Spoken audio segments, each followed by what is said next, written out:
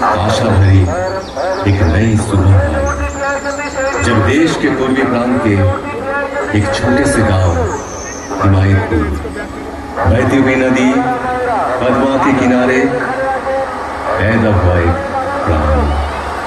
भले बुरे के विचार से विध्वस्त धरती को राह दिखाई, मुक्ति दी। अचंभित रह गया था कोई, जब जन्म लेते ही खिलखिला कर हंसने लगा। पिता श्री चंद्र चक्रवर्ती, माता मनमोहन देवी। माँ ने आदर से नाम रखा अनुकूल, पूरा नाम अनुकूल चंद्र चक्रवर्ती। एक दिन पूजा के समय आसन में विग्रह की जगह खुद बैठ गए वे। डांट फटकार मिली तो कहे, पुकार तो रहा था वो मुझे। असीम लगाव था माँ के प्रति। एक दिन किसी कारण माँ पीछ निकली दौड़ी, भागने लगा बच्चा। पैर में चुभती हुई गर्मी का एहसास हुआ। ख्याल आया, ऐसे ही माँ का पाँव भी तो चलता होगा। रुक गए, थम गए। पिटाई पड़ी, उससे भी उनका हृदय आनंद से ही भरा था। उम्र बढ़ी, ज्ञान विज्ञान के अनंत आधार आशा आकांक्षा, एक के जैसा हो बहुत एक और नहीं। सिखाया जा रहा था एक और एक को नहीं मान पाए। और क्या, हम साधारण मानव पीछ तो सकते थे, महाज्ञानी। बारिश का एक दिन गहरी एक खाई, डूब रहा था एक बूढ़ा प्राणी।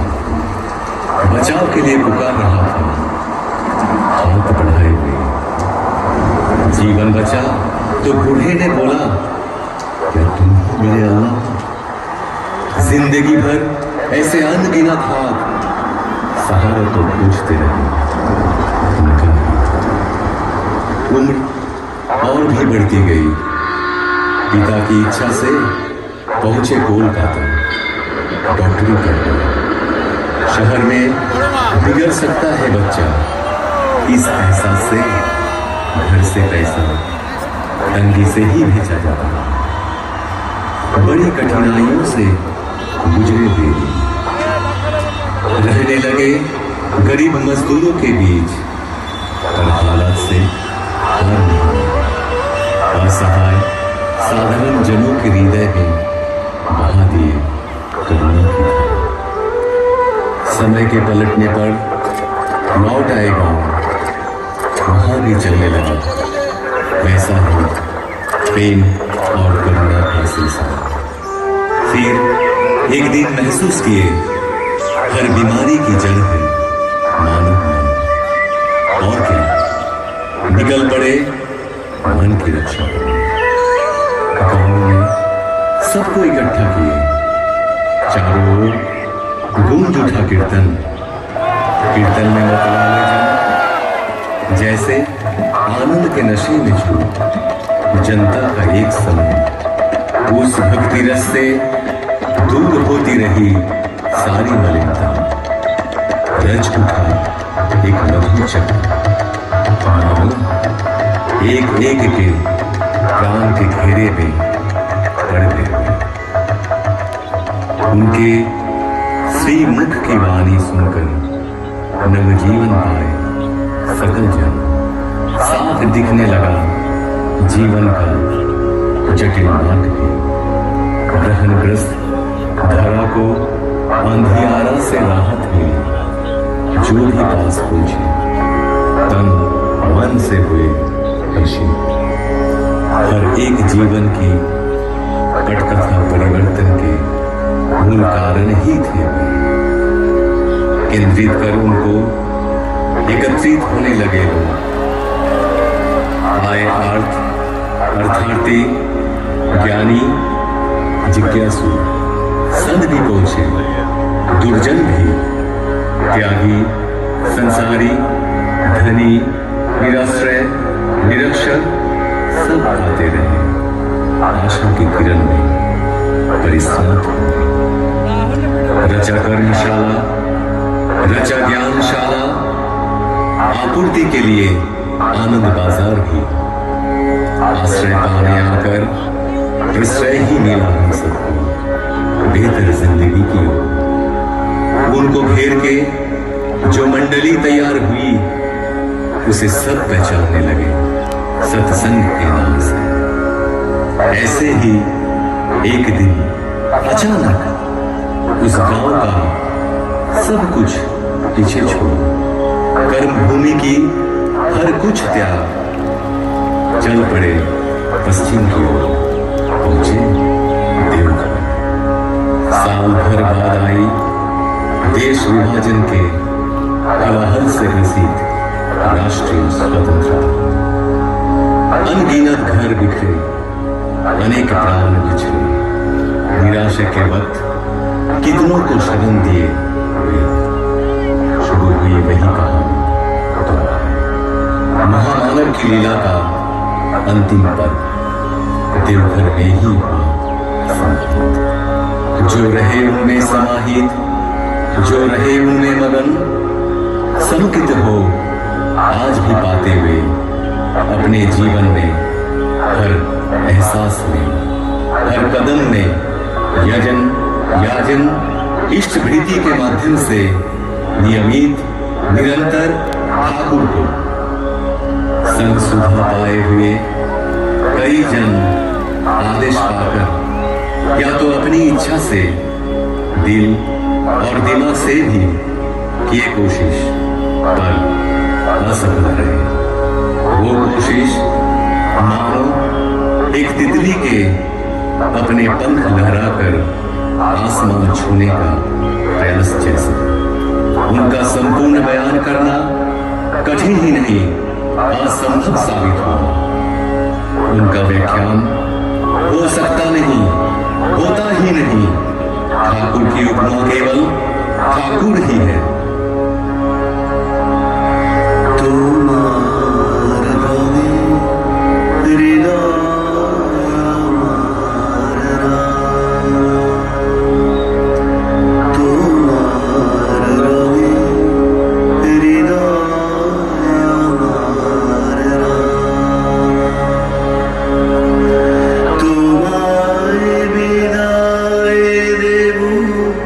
কেমন